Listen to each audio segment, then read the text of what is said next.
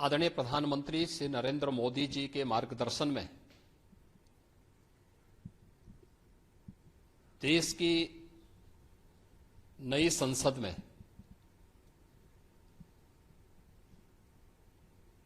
माननीय वित्त मंत्री जी ने देश का आम बजट प्रस्तुत किया है।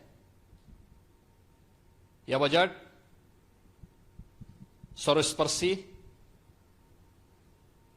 सर्वसमावेशी, विकासोन्मुख 140 करोड़ भारतवासियों की आशा, आकांक्षा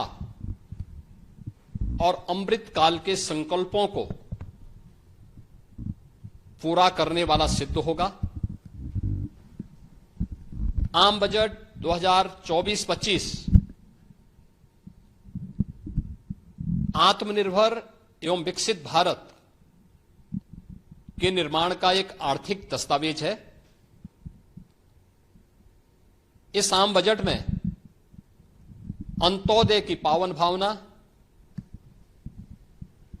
विकास की असीम संभावना और नवोन्मेष की नवदृष्टि है। इस आम बजट में अन्नदाता किसानों की समृद्धि के लिए 1,52,000 करोड़ रुपए, कृषि और सहायक सेक्टर के लिए, महिला सशक्तिकरण के लिए 3 लाख करोड़ रुपए से अधिक का प्रावधान किया गया है।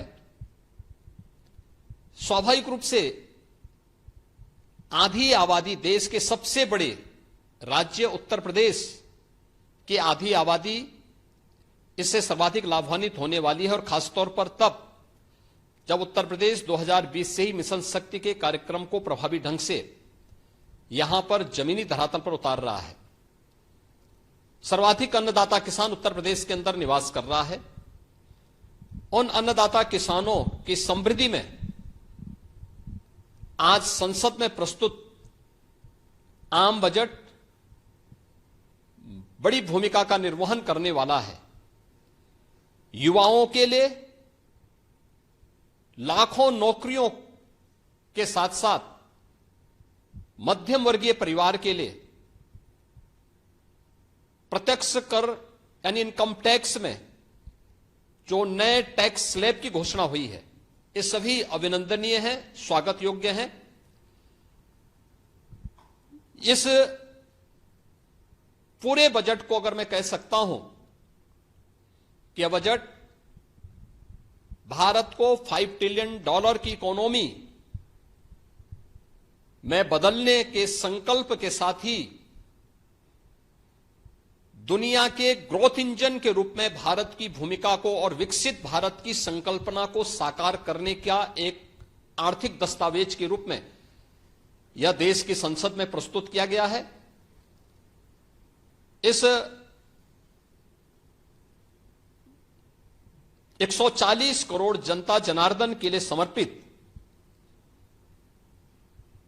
उनकी आशा, उनकी आकांक्षा और अमृत काल के संकल्पों को पूरा करने वाले इस बजट के लिए मैं आदरणीय प्रधानमंत्री जी के प्रति आभार व्यक्त करता हूं।